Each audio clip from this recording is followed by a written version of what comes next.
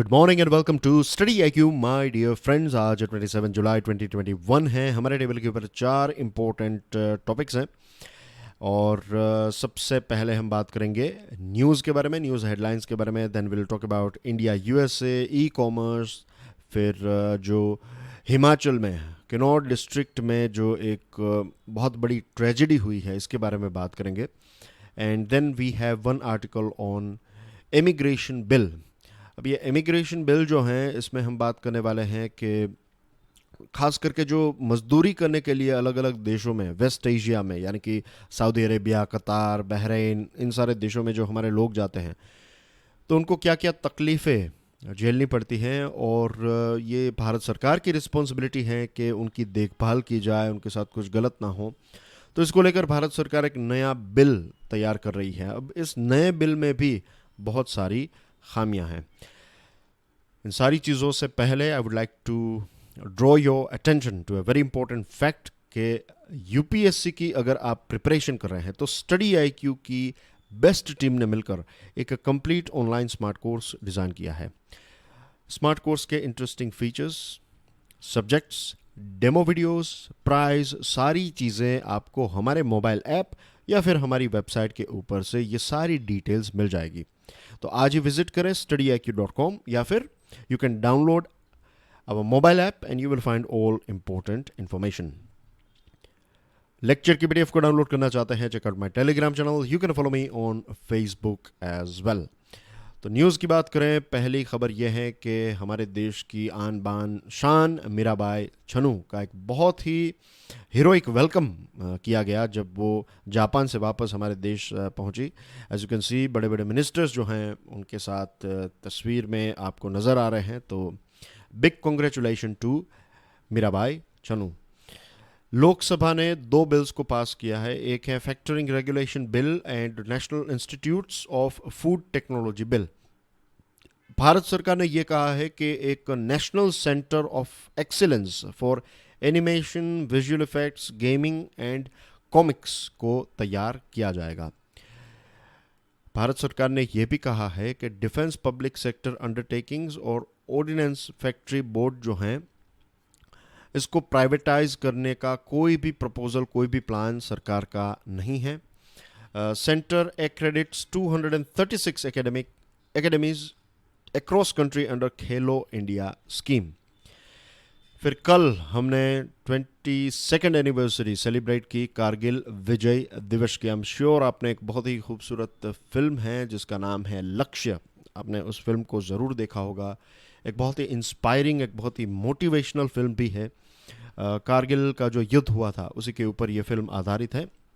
एक कैरेक्टर के जीवन के ऊपर आधारित है, कैसे वो ज़ीरो में से हीरो बन जाता है और क्या क्या चैलेंजेस होते हैं और कैसे एक बहुत बड़ा, जो देश के लिए एक बहुत बड़ा चैलेंज था, वो इस व्यक्ति ने सॉल्व किया। It's about Kargil. तो आई एम श्योर कारगिल की स्टोरी आपको पता होगी। और I was just watching YouTube और मुझे एक advertisement, I think Amazon prime में भी एक फ़िल्म आ रही है, मुझे नाम याद नहीं आ रहा है, लेकिन Shershaah, I think something like that, ऐसा कुछ नाम है। वो भी कारगिल के ऊपर ही है। It's coming out next month in August I think. Prime minister Narendra Modi 29 जुलाई को नेशनल एजुकेशन पॉलिसी का जो एक साल हुआ है, जो नई नेशनल एजुकेशन पॉलिसी है, तो इसका एक साल कंप्लीट हुआ। तो क्या क्या बदलाव आए हैं, इन सारी चीज़ों के बारे में बात करने वाले हैं। कोविड वैक्सीनेशन की बात करें तो 43 करोड़ 51 लाख डोजेज सो फार दिए गए हैं। नेशनल रिकवरी रेट 97.35% तक पहुंच गया है। राइज अप प्लेटफॉर्म के बारे में हमारे जो हाई कमिश्नर हैं, उन्होंने ये कहा कि जो बांग्लादेश में हमारे हाई कमिश्नर हैं, उन्होंने कहा कि rise up platform will bring together India Bangladesh innovators and entrepreneurs. दोनों देश जो हैं वो मिलकर इनोवेशंस और एंटरप्रेन्योर्स को प्रमोट करेंगे। And this rise up app, ये आपको नाम पता होना चाहिए कि राइज अप ऐप प्लेटफॉर्म जो है वो किस भारत और दूसरे किस पड़ोसी देश के साथ जुड़ा हुआ है। तो remember, it is Bangladesh. Minister of information and broadcasting Anurag Thakur साहब ने ये बताया कि प्रसार भारती जो हैं ये करंटली 239 AIR चैनल्स को digitally news on air app में प्रोवाइड करती है। यूनाइटेड नेशंस का कहना यह है कि number of civilians killed, injured in escalating violence rise to record level in first half of 2021. Myanmar की इकोनॉमी जो है वो श्रिंक होगी बाय 18%। और ये नाम आपको याद रखना है, टाइफून इन्फा। टाइफून इन्फा जो है ये चाइना के ईस्टर्न पार्ट को, वहाँ के जीवन को डिसरप्ट कर रहा है। बांग्लादेश की कोविड की सिचुएशन काफ़ी ख़राब है। हम पिछले कई दिनों से देख रहे हैं, पिछले कई हफ्तों से इनफैक्ट देख रहे हैं कि वहाँ पर कोविड के साथ जुड़ी हुई जो मृत्यु है और इन्फेक्शन का रेट जो है वो काफ़ी ज़्यादा है। और कल विजय दिवस के, कारगिल विजय दिवस के साथ साथ दूसरा इम्पोर्टेंट डे था, and that was world mangrove day. अब ये एनवायरनमेंट और जियोग्राफी का एक बहुत ही इम्पोर्टेंट टॉपिक है मैंग्रोव। कैसे मैंग्रोव जो हैं ये एक इम्पोर्टेंट रोल प्ले करते हैं। मैंग्रोव के बारे में कुछ बेसिक डिटेल्स जो है वो आपको पता होनी चाहिए। You will find details in NCERT books, और इसके अलावा थोड़ी बहुत रिसर्च भी इसके ऊपर कर लीजिएगा। भारत में कौन कौन से लोकेशंस के ऊपर आपको मैंग्रोव फॉरेस्ट देखने को मिलते हैं, ये आपको पता होना चाहिए। ऐसे प्रश्न जो हैं वो आपको प्रीलिम्स एग्जामिनेशन में पूछे जाते हैं। अब बात करते हैं ओपिनियन एडिटोरियल्स के बारे में। The big picture is of convergence, ये हिंदुस्तान टाइम्स का एक आर्टिकल है। आपकी स्क्रीन के ऊपर जो तस्वीर है ये है secretary of state Antony Blinken. Secretary of state का मतलब है यूएसए के फॉरेन मिनिस्टर। भारत की यात्रा पर आने वाला है। कल मैंने बताया था कि वेंसडे यानी कि आने वाले कल वो भारत में आएंगे। और अभी अगर आप ओवरऑल देखें तो यूएसए और इंडिया के जो रिलेशनशिप हैं, इतने नज़दीक हम पहले कभी नहीं थे। बीच में तो एक ऐसा समय था जब हम एक दूसरे से बहुत दूर थे, लेकिन अब दोनों देश एक दूसरे के काफ़ी अच्छे दोस्त हैं। प्राइम मिनिस्टर मोदी और प्रेसिडेंट जो बाइडेन की फ़िलहाल कोई फिज़िकल मुलाकात, फेस टू फेस मीटिंग जो है वो अभी नहीं हुई है। टेलीफोनिक कन्वर्सेशन और ये सारी चीज़ें होती रहती हैं, लेकिन अभी भी दोनों लीडर्स जो हैं वो एक दूसरे को रूबरू जो है वो नहीं मिले हैं। यहाँ पर कन्वर्जेंस की बात है। कन्वर्जेंस यानी कि बहुत ही सिंपल लैंग्वेज में बात करें तो दो रास्ते जो हैं, एक रास्ता यहाँ जा रहा है और दूसरा रास्ता यहाँ से फिर इस रास्ते को मिल जाए और फिर दोनों एक हो जाए, this is called convergence. Divergence के चीज़ें जो हैं वो डाइवर्ट हो जाए, दोनों अलग अलग रास्ते पर चले जाए। तो यहाँ पर ये सिचुएशन हमें देखने को, यूएसए और इंडिया की बात करें तो कन्वर्जेंस हमें देखने को मिल रहा है। कुछ ऐसे इश्यूज़ हैं, कुछ ऐसी कड़वी बातें भी हैं दोनों देशों के बीच में। For example Afghanistan. अब यूएसए जिस प्रकार से अफ़गानिस्तान से विड्रॉ कर रहा है और वहाँ की जो सिचुएशन हो रही है, और ख़बरें ये भी आ रही है कि तालिबान अब भारत के द्वारा बनाई गई चीज़ों को, वहाँ पर भारत का जो इन्वेस्टमेंट है अफ़गानिस्तान में, तो उसको भी डिस्ट्रॉय करने का आदेश भी दे दिया है। तो इस चीज़ को लेकर भारत और यूएसए के बीच में कुछ कड़वाहट है। फिर व्यापार की बात करें तो दोनों देशों का जो पोटेंशियल है उतना व्यापार हम नहीं कर रहे हैं। यूएसए की बहुत सारी डिजिटल कंपनीज जो हैं वो भारत में ऑपरेट करती हैं। फेसबुक के सबसे ज़्यादा यूज़र्स भारत में हैं, व्हाट्सएप के सबसे ज़्यादा यूज़र्स, इंस्टाग्राम के यूज़र्स और दूसरे ऐसे अलग अलग प्लेटफॉर्म के यूज़र्स जो हैं वो सबसे ज़्यादा भारत में हैं, क्योंकि चाइना जो है वो ये सारी चीज़ें अलाउड नहीं करता है। ट्विटर के यूज़र्स सबसे ज़्यादा भारत में हैं, और भारत के कुछ रूल्स एंड रेगुलेशंस जो हैं वो डायरेक्टली इन सारी कंपनीज़ को अफेक्ट करते हैं। तो इसको लेकर यूएसए जो वो कंपनीज़ जो हैं, यूएसए की कंपनीज़, वो अपनी सरकार को कहती है और सरकार जो है वो फिर हमें कहती है, हमें यानी कि हमारे देश की सरकार को कहती है। तो इसको लेकर भी कुछ इश्यूज़ चलते रहते हैं। फिर डिफेंस प्रोडक्ट्स की बात करें तो जब हमने ये एडवर्टीज़मेंट की, या फिर जब हमने ये ऐलान किया कि हम रशिया की S-400 मिसाइल्स ख़रीदने वाले हैं, तो इसको लेकर भी यूएसए जो है वो इतना कोई खुश नहीं है। यूएसए कहता है कि आप हमसे चीज़ें खरीदिए, रशिया से चीज़ें मत खरीदिए। जब आप रशिया से चीज़ें खरीदते हैं तो इन्हीं पैसों का उपयोग जो है वो रशिया दूसरी गलत एक्टिविटीज़ के लिए करता है, and things like that.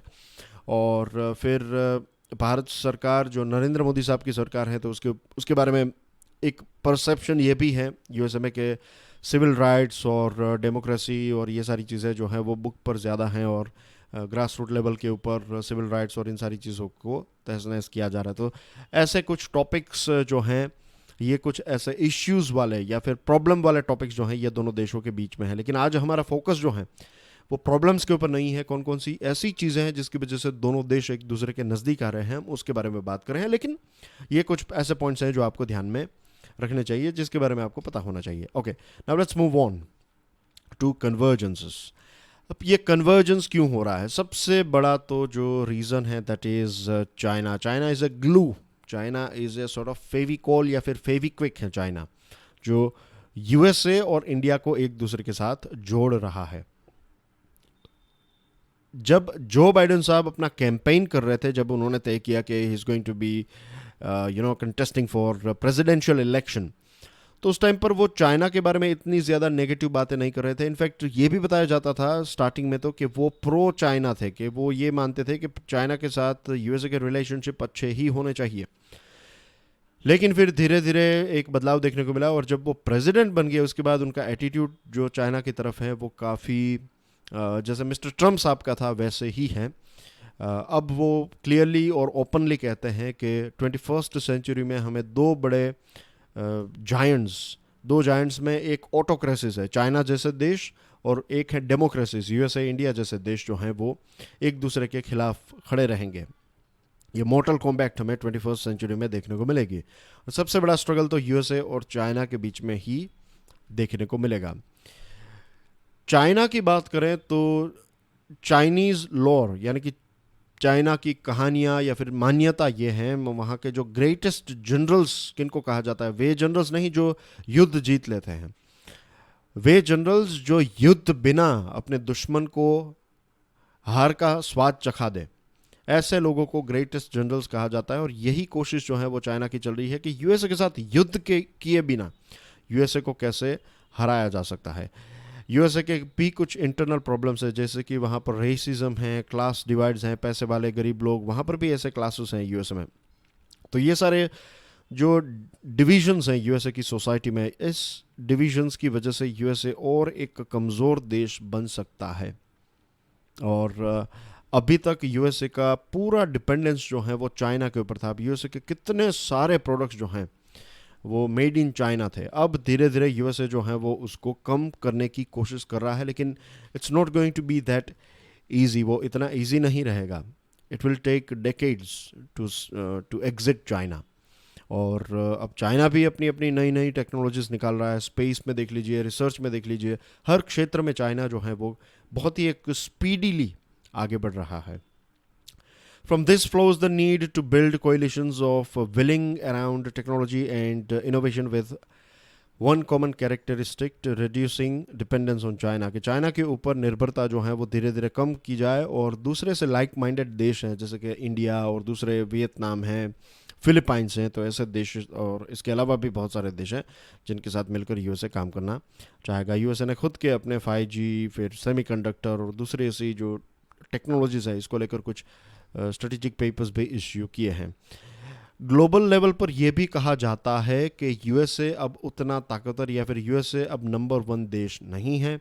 USA का जो एक ग्लोबल कॉप का एटीट्यूड था, या फिर हर जगह पर अगर कोई किसी भी जगह पर अगर प्रॉब्लम चल रहा है तो USA as a policeman USA पहुंच जाता था, और यूएसए पीस या फिर कई बार युद्ध का इस्तेमाल करते हुए अपना पावर जो है यूएसए का काफ़ी ज़्यादा था।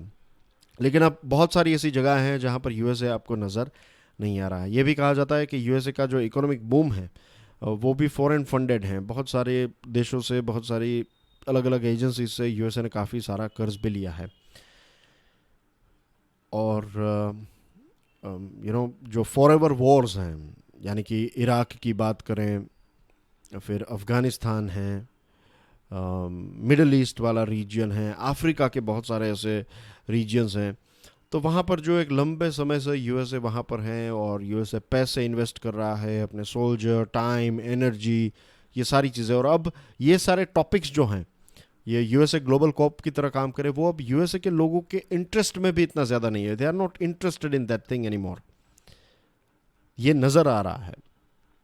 तो गवर्नमेंट का जो एक काम करने का तरीका है वो भी चेंज हो रहा है। अब अलग अलग जगहों से यूएसए जो है वो एग्जिट कर रहा है। वो ये कह रहा है कि पहले सारा खर्च और सारी चीज़ें हम करते थे, हमारे पैसों से सारी चीज़ें होती थी। अब हम चाहते हैं कि दूसरे देश जो हैं वो भी पैसे और टाइम और एनर्जी और सोल्जर्स और ये सारी चीज़ें इसमें इन्वेस्ट करें, सिर्फ अकेले हम नहीं।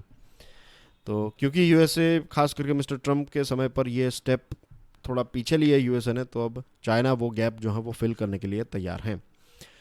न्यू दिल्ली की बात करें तो हमारा देश जो है ये सारे अलग अलग टॉपिक्स, खास करके ग्लोबल लेवल के टॉपिक्स में एक बिग फिट की तरह, बिग फिट यानी कि एक परफेक्टली फिट हो जाता है यूएसए के। यूएसए जो चाहता है वो इंडिया भी चाहता है, कहीं ना कहीं ये कन्वर्जेंस जो हैं, तो जस्ट लाइक वेन डायग्राम तो ये वाला पोर्शन जो दोनों के बीच में कॉमन है, तो इसमें हम काफ़ी परफेक्टली फिट होते हैं। क्वाड की बात करें तो यूएसए का मानना यह है कि आने वाले कुछ सालों तक क्वाड के जो एक कोर इम्पोर्टेंट मेंबर्स होंगे, वैसे 4 देश ही हैं लेकिन यूएसए और इंडिया दोनों बहुत ही इम्पोर्टेंट हैं, ऐसा वॉशिंगटन यानी कि बाइडेन सरकार का मानना है। फिर क्लाइमेट चेंज को लेकर बाइडेन काफ़ी पॉजिटिव हैं, वो एक बदलाव करना चाहते हैं। Same thing goes with India as well. Bharat जो है वो पेरिस एग्रीमेंट में जो हमने कहा था उससे कई गुना ज़्यादा हम अचीव करने वाले हैं, तो ये भी एक कन्वर्जेंस का एक बहुत ही इम्पोर्टेंट पॉइंट है। कोविड-19 को लेकर उस टाइम पर जैसे हमने मेडिसिन प्रोवाइड की, अब यूएसए की जो वैक्सीन है वो भी यहाँ पर आ रही है। इससे पहले भी मैंने आपको बताया था कि कैसे क्वाड के फ्लैग के तहत भारत की प्रोडक्शन कैपेसिटी यूएसए और जापान के पैसे इन्वेस्ट किए जाएंगे टेक्नोलॉजी, और ऑस्ट्रेलिया का लॉजिस्टिक्स जो हैं इसका इस्तेमाल करते हुए दुनिया के अलग अलग देशों में ये कोविड वैक्सीन पहुंचाने का प्लान जो है वो भी किया जा रहा है। तो ऐसे बहुत सारे पॉइंट्स हैं जिसमें कन्वर्जेंस हमें देखने को मिल रहा है, राइट। तो ये है एक ओवरऑल कर्टेन रेजर, क्योंकि कल सेक्रेटरी ऑफ स्टेट आने वाले हैं, तो उससे पहले आपको कुछ बैकग्राउंड के बारे में पता होना चाहिए। This is how you prepare. E commerce, Hindustan Times का अगेन एक आर्टिकल है। In yet another attempt to regulate and rein in digital platforms and e-commerce companies, the Department of Consumer Affairs has proposed changes to the Consumer Protection E-commerce Act 2019. हाल ही में ये जो department of consumer affairs है, उन्होंने consumer protection e-commerce act 2019 में कुछ बदलाव propose किए हैं। Though the focus has been on the impact of these laws on e-commerce retail firms such as Amazon and Flipkart, the scope of the new law is significantly broader and covers all goods and services bought or sold over digital or electronic network. वैसे कहा तो ये जा रहा है कि या फिर लक्ष्य जो हैं ये हैं अमेज़ोन और फ्लिपकार्ट, लेकिन सारी चीज़ें इसमें आपकी ओला और उबेर भी आ गई, आपकी ओयो होटल्स जो डिजिटल बुकिंग आप करते हैं होटल की, फिर flight bookings, food delivery, Zomato, Swiggy, और इसके अलावा दूसरे बहुत सारे ऐसे प्लेटफॉर्म्स जो हैं वो इसमें कवर हो जाएंगे, क्योंकि ये बहुत ही एक ब्रॉड लॉ जो है वो बनाया है। तो क्या ये एक अच्छा लॉ है? The answer is no. क्यों ये अच्छा नहीं है? क्योंकि बहुत सारी चीज़ें जो हैं वो ओवरलैप हो रही हैं। इसका मतलब ये है कि एक ऐसी चीज़ जो लेट्स से कि कंज्यूमर अफेयर्स डिपार्टमेंट या फिर आप कह सकते हैं कि कॉमर्स मिनिस्ट्री की कोई एक चीज़ जो है, तो अब उस चीज़ को वो जो एक कॉमर्स मिनिस्ट्री का जो डोमेन है या फिर उनको जो चीज़ देखनी है वो अब फाइनेंस मिनिस्ट्री में भी आपने डाल दी है, होम मिनिस्ट्री में भी डाल दी है। तो मिक्स हो रही है चीज़ें, बहुत ओवरलैप हो रहे हैं jurisdiction. We'll talk about it. Specifically बात करेंगे। Many elements of the rules meant for consumer protection either have little relevance to consumers or are covered under different laws or even harm consumer interest in some cases.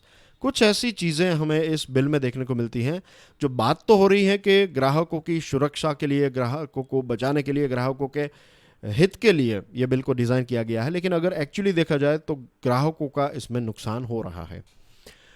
यहाँ पर कुछ ऐसी जो closes की बात करें, ओवरलैपिंग की बात करें, तो यहाँ पर यह कहा है, no e commerce entity which holds a dominant position in any market shall be allowed to abuse its position which falls under the ambit of the rules drafted under competition act 2002 under the preview of the competition commission of India. जो चीज़ competition commission of India के तहत आती है वो इस bill में add कर दी है। There are rules about use of consumer information, जो data protection and privacy act के साथ जुड़ी हुई चीज़ें हैं वो भी हमें यहाँ पर नज़र आ रही हैं। फिर जो कॉमर्स मिनिस्ट्री और फॉरेन डायरेक्ट इन्वेस्टमेंट के साथ जुड़ी हुई चीज़ें हैं, वर्टिकल इंटीग्रेशन। वर्टिकल इंटीग्रेशन का मतलब इस प्रकार का इंटीग्रेशन होता है कि मान लीजिए कि ये अमेज़ोन है, तो अमेज़ोन ही अब चीज़ों को प्रोड्यूस करेगी और अमेज़ोन ही अपने कस्टमर्स को चीज़ों को डायरेक्टली बेचेगी। तो ये वर्टिकल इंटीग्रेशन हो गया। तो यहाँ पर ट्रांसपोर्टेशन भी अमेज़ोन खुद का यूज़ कर रहा है, यहाँ पर भी ट्रांसपोर्टेशन और फैक्ट्रीज जो हैं वो खुद की अमेज़ोन की है, पहले किसी और की थी लेकिन अब खुद की है। तो this is called vertical integration. सारी चीज़ें जो हैं वो ये ख़रीदने लगा है, यहाँ तक सिर्फ कस्टमर्स जो हैं वो ही एंड हैं, बाकी सारे जो अलग अलग स्टेप्स हैं वो सारे के सारे एक कंपनी के हैं। तो इसको कहते हैं vertical integration. And the inventory model which have inventory model यानी कि जो कितना स्टॉक आप रख सकते हैं, ये सारी चीज़ें। तो कॉमर्स मिनिस्ट्री और फॉरेन डायरेक्ट इन्वेस्टमेंट के रूल्स के साथ जुड़ी हुई चीज़ें भी यहाँ पर ऐड की गई है। फिर एक और चीज़ जो कंज्यूमर पॉइंट ऑफ व्यू से, अब मैं अगर आपसे पूछूं कि आपको जो बड़े डिस्काउंट्स मिलते हैं वो आपको पसंद है या नहीं पसंद है, ऑफकोर्स ये वैसे ये समय पसंद है। कोई शूज़ आपने देखा जो 4,000 रुपये का था, अगर आपको ऑफर में वो 2,300 रुपीज़ का मिल रहा है, तो अगर आपको ख़रीदना है, आपके पास पैसा है, then you will buy it, isn't it. ये आपके लिए तो अच्छा है। वो 4,000 देने से तो यू आर पेइंग 2,300 जब सेल्स होता है तब। तो ये लो ये कहता है कि बड़ी कंपनीज ई कॉमर्स प्लेटफॉर्म्स को इस प्रकार के फ्लैश सेल्स भी नहीं करने चाहिए। और सिग्निफिकेंटली रिड्यूस्ड प्राइसेस यहाँ पर कहा है कि आप सिग्निफिकेंटली कीमतों को कम नहीं कर सकते। अब सिग्निफिकेंटली को डिफाइन नहीं किया गया। 10% को सिग्निफिकेंट कहेंगे, 40 को कहेंगे, 50 को कहेंगे, किस चीज़ को आप सिग्निफिकेंट कहते हैं, इसकी क्लैरिटी नहीं है। जब क्लैरिटी नहीं है तो जो ऑफिसर जो बैठा है वो जो कहेगा वो आपको मानना पड़ेगा। तो यहाँ पर करप्शन और एब्यूज़ और ये सारी चीज़ें भी हो सकती हैं। More importantly, it is hard to imagine how prohibiting high discounts and attractive offers is supposed to protect consumer का कैसा इसमें फ़ायदा होगा जब आप उनको डिस्काउंट्स और ये सारी चीज़ें करने नहीं देंगे। फिर ओरिजिन ऑफ कंट्री, किस देश का सामान आप बेच रहे हैं, किस देश में ये सामान जो है वो पैदा हुआ है, ये आपको ऐड करना है। यानी कि जो अमेज़ोन और फ्लिपकार्ट है तो उनको हर एक प्रोडक्ट, कोई किताब है या फिर कोई मोबाइल फ़ोन है, तो आपको लिखना पड़ेगा made in China, made in India, made in Philippines etcetera. अब इसमें एक प्रॉब्लम ये भी है कि अमेरिकन कंपनी है आईफोन, राइट, और आईफोन के जो Apple, not iPhone, iPhone is a product, right, तो एप्पल, अब एप्पल का प्रोडक्ट है आईफोन, लेकिन ये अमेरिकन कंपनी है, चाइना में इसके पार्ट्स बनते हैं और भारत में ये असेंबल होते हैं। तो फाइनली लिख कर आएगा मेड इन इंडिया या फिर असेंबल्ड इन इंडिया। तो कुछ आईफोन की कीमत लेट से अगर 50,000 होगी तो इसमें से भारत को तो सिर्फ 2-3 हज़ार रुपये ही मिलेंगे, उससे ज़्यादा पैसा नहीं मिलेंगे और ये असेंबलिंग करने के। तो कंट्री ऑफ ओरिजिन डालने का फ़ायदा कि आज के जो ग्लोबल वैल्यू चेन में, हम इंटीग्रेटेड ग्लोबल वैल्यू चेन में रहते हैं। एक पार्ट आपकी बैटरी का जो लिथियम है वो साउथ अमेरिका के किसी देश से आ रहा है, आपकी वायर्स कहीं और से आ रहे हैं, कितनी सारी चीज़ें अलग अलग जगहों पर बनकर फिर फाइनली असेंबल होती है। तो ये कंट्री ऑफ ओरिजिन का क्या फ़ायदा हुआ, मीन्स ये इससे क्या आप करना चाहते हैं। एक दूसरा जो रूल इसमें है कि डोमेस्टिक अल्टरनेटिव, आपने अगर लेट्स से आईफोन अमेज़ोन पर मिल रहा है तो आपको एक भारत की कंपनी का भी फ़ोन डिस्प्ले करना पड़ेगा, आपको लोगों को ये ऑप्शन। तो आत्मनिर्भर और स्वदेशी ड्राइव अगर हम क्रिएट करना चाहते हैं तो let me tell you, iPhone जो है वो अमेरिका की सरकार प्रमोट नहीं करती है, वो प्रोडक्ट अच्छा है या फिर जो भी दूसरी कंपनीज़ हैं, गूगल के भी बहुत से, गूगल हैं, माइक्रोसॉफ्ट हैं, टोयोटा जापान की कंपनी है, तो सरकारें वहाँ पर प्रमोशन नहीं करती हैं। वो प्रोडक्ट इतने अच्छे हैं, वो सर्विसेज इतनी अच्छी हैं कि लोग ख़रीदते हैं।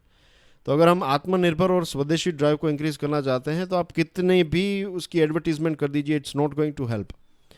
जब तक हम यहाँ पर क्वालिटी ग्लोबल कॉम्पिटिटिव प्रोडक्ट्स तैयार नहीं करेंगे तब तक ये चीज़ें नहीं बेच पाएंगे हम। Perhaps the most contentious rule is the fallback liability. Fallback liability का मतलब ये होता है कि मान लीजिए कि एक बहुत बड़ा शॉपिंग मॉल है, उसमें 100 दुकानें हैं। अब आप ख़रीदी करने के लिए गए और किसी एक दुकान में से आपने प्रोडक्ट ख़रीदा और वो प्रोडक्ट इतना अच्छा नहीं रहा, तो इसकी ज़िम्मेदारी उस रिटेलर की नहीं, लेकिन ये पूरे शॉपिंग मॉल के जो मालिक है या फिर शॉपिंग मॉल जो चलाता है मैनेजमेंट, उसकी होगी। ये कैसे? अगर इतनी छोटी छोटी डिटेल्स मैं करने के लिए तैयार होता तो फिर मैं अपना ही एक शॉपिंग मॉल बनाकर सारी की सारी दुकानें मेरी ही क्यों ना खोल डालूं। मैं शॉपिंग मॉल में एक प्लेटफॉर्म मार्केट प्रोवाइड कर सकता हूं। छोटी छोटी जो रिटेलर्स है, अब उनकी रिस्पॉन्सिबिलिटी है कि वो, और कस्टमर और रिटेलर्स के रिलेशन के डिपेंड करता है। कुछ रूल्स एंड रेगुलेशंस बनाए जा सकते हैं, यहाँ पर भी हैं कि ये कुछ अच्छी बातें हैं कि आपको कंप्लायंस ऑफिसर होना चाहिए, एक नोडल कॉन्टैक्ट ऑफिसर होना चाहिए, ग्रीवियंस ऑफिसर होना चाहिए, ये सारे अच्छे पॉइंट्स हैं।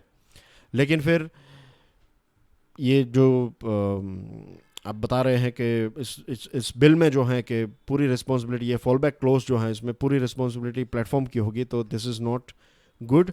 और एनीवे अगर हम देखें ये सारे लॉज से पहले भी अगर कुछ चीज़ें हम सामान मंगवाते हैं, कोई प्रॉब्लम है, तो आप डायरेक्टली अगर कंप्लेन करेंगे अमेज़ोन, फ्लिपकार्ट या फिर जो भी डिजिटल अलग अलग प्लेटफॉर्म्स हैं, तो उनकी पूरी एक टीम होती है, वो प्रॉब्लम सॉल्व करने के लिए तैयार है, वो दोनों पार्टीज़ को सुनते हैं और उसका एक बीच का रास्ता निकाल देते हैं।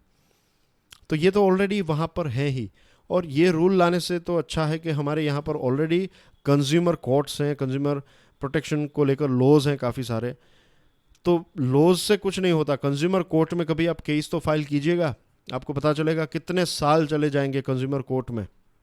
तो इसको मजबूत करने की आवश्यकता है। अगर हम सिर्फ इसको मजबूत कर दे तो ये सारी चीज़ों की आवश्यकता रहती ही नहीं है, ऐसा मेरा पर्सनली मानना है कि कंज्यूमर कोर्ट, ये सारी चीज़ें आपने बना ली और उसके बाद कंज्यूमर कोर्ट ही उतनी स्पीडीली परफॉर्म नहीं कर रही है, तो क्या फ़ायदा। तो इट इज़ बेटर कि कंज्यूमर कोर्ट जो है उसको हम और ज़्यादा रोबस्ट बनाएं, तो ये प्रॉब्लम सॉल्व हो सकते हैं। वुंडेड माउंटेन्स, द हिंदू का आर्टिकल है। आई एम श्योर आपने इस प्रकार की बहुत सारी तस्वीरें न्यूज़ में देखी होगी, नहीं देखी है then this is one for you. Kinnaur district जो हिमाचल प्रदेश में है, वहाँ पर लैंड स्लाइड हुई, लैंड स्लिप हुआ और बहुत सारे इतने बड़े बड़े पत्थर जो हैं वो रास्तों पर हर जगह पर हमें देखने को मिला। एक ब्रिज जो है वो तो बस माचिस की तीली की तरह टूट गया, इतना लोहे का मजबूत ब्रिज था, सेकंड्स में वो टूट गया। तो ये दिखाता है कि कितने वल्नरेबल हमारे माउंटेन्स बन चुके हैं। और कोविड-19 के टाइम पर जब लॉकडाउन चल रहे थे, तो उस टाइम पर हिमाचल प्रदेश जो एक ऐसा ब्यूटीफुल स्टेट है जहाँ पर हमारे देश के और दुनिया के अलग अलग देश के लोग जो हैं वो घूमने के लिए वहाँ पर जाते हैं। और अच्छा भी लगता है कि कार लेकर हम जाएं, जो माउंटेन्स हैं और वैलीज़ हैं उनको देखें, नेचर को देखें, ये सारी चीज़ें सही हैं। कोविड-19 के टाइम पर ये सारी चीज़ें बंद थी, अब धीरे धीरे ये चीज़ें जो हैं वो ओपन होती जा रही है, जगह ओपन होती जा रही है, तो बहुत सारे टूरिस्ट जो हैं वो वापस यहाँ पर आने लगे हैं। कोविड को लेकर तो इंस्ट्रक्शंस दिए गए थे, लेकिन इस प्रकार के जो रिस्की एरियाज़ है उसके बारे में उतनी ज़्यादा इन्फॉर्मेशन लोगों के पास नहीं होती है। हिमाचल प्रदेश, उत्तराखंड और दूसरे ऐसे जो हिली रीजन्स हैं, जस्ट इमेजिन कीजिए कि इस प्रकार के इंसिडेंट्स की वजह से क्या होता है कि बहुत सारे लोग जो हैं वो यहाँ पर कभी घूमने जाएंगे ही नहीं।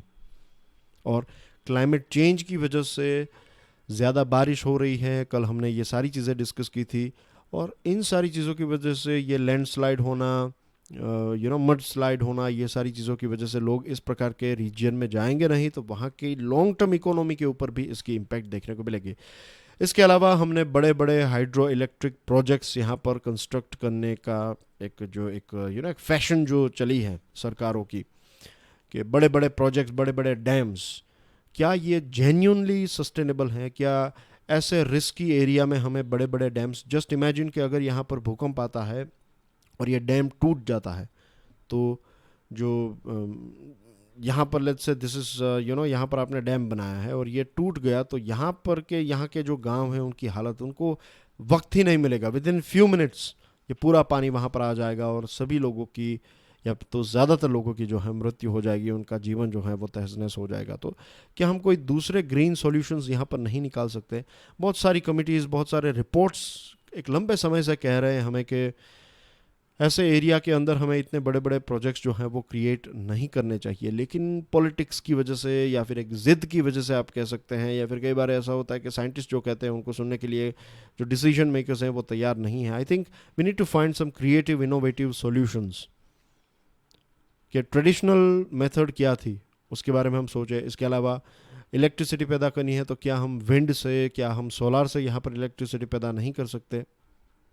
You have to think about it. ये सारे प्रोग्राम्स, और अगर ऐसा है कि हिली एरिया है तो विंड ज़्यादा कम, विंड तो होती है वहाँ पर, सोलार ज़्यादा कम हो सकता है, तो क्या हम कोई नई लेट्स से के थोरियम जो चाइना की बात कर रहे थे, तो ऐसे थोरियम प्लांट्स अगर हम यहाँ पर बनाएं तो हमें इस प्रकार के हाइड्रो पावर की इतनी कोई आवश्यकता नहीं होगी।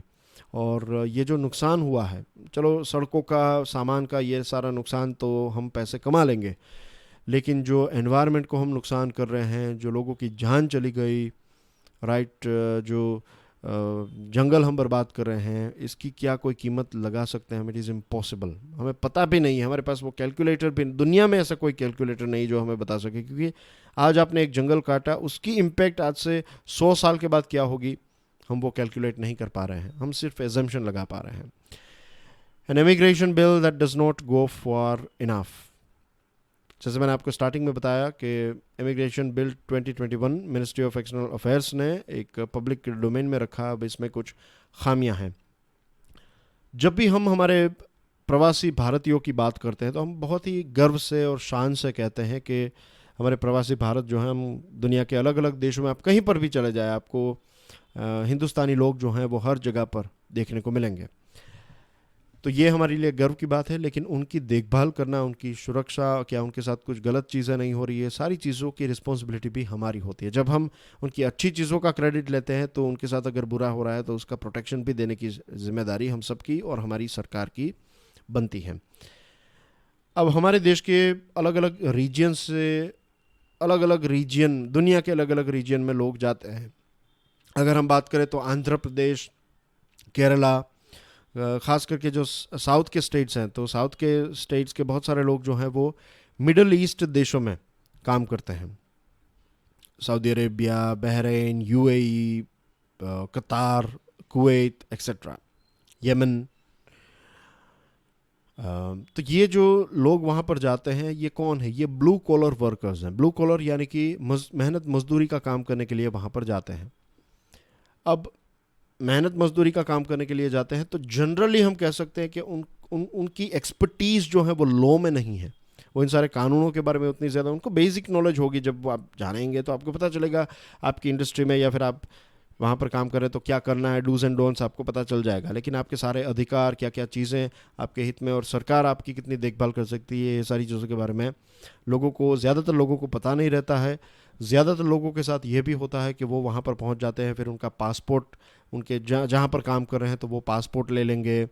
कई बार आपको एब्यूसिव वर्ड्स भी सुनाएंगे, हाथ भी उठा लेते हैं, कई जगहों पर ऐसे भी केसेस सामने आते हैं।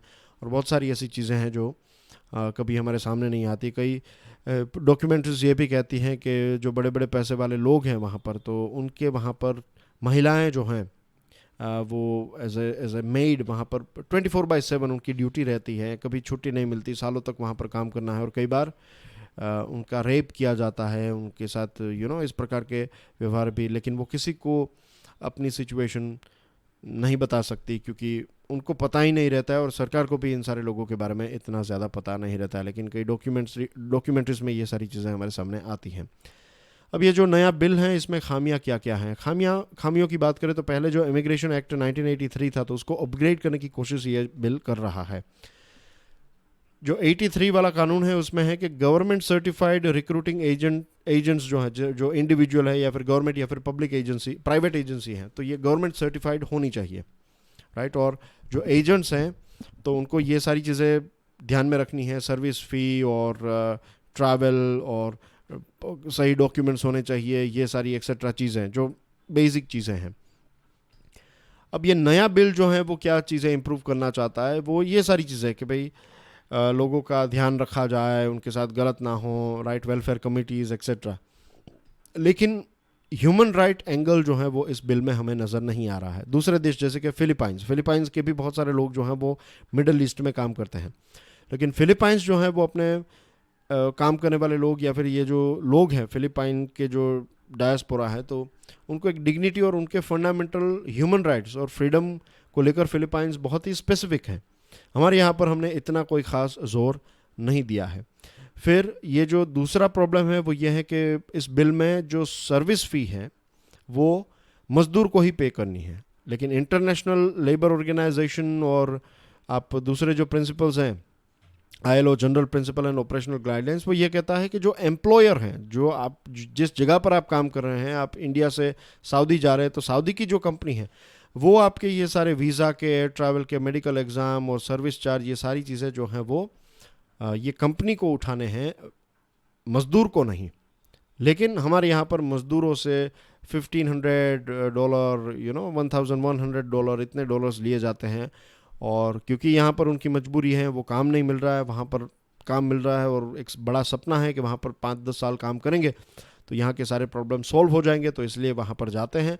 तो स्टार्टिंग में वो कुछ पैसे पे करने के लिए भी रेडी हो जाते हैं और कई बार तो कर्ज लेकर, हाई इंटरेस्ट में लोन लेकर वो ये पैसे पे करते हैं। और फिर पता चल जा है कि हाई इंटरेस्ट भी एक तरफ रहता है, वहाँ पर जाकर जो बताया था वो उतना पैसा उनको नहीं मिल रहा है और वो पूरा जीवन जो है वो एक, या फिर एक लंबे समय तक जो है वो इस कर्ज के चक्कर में फंस जाते हैं।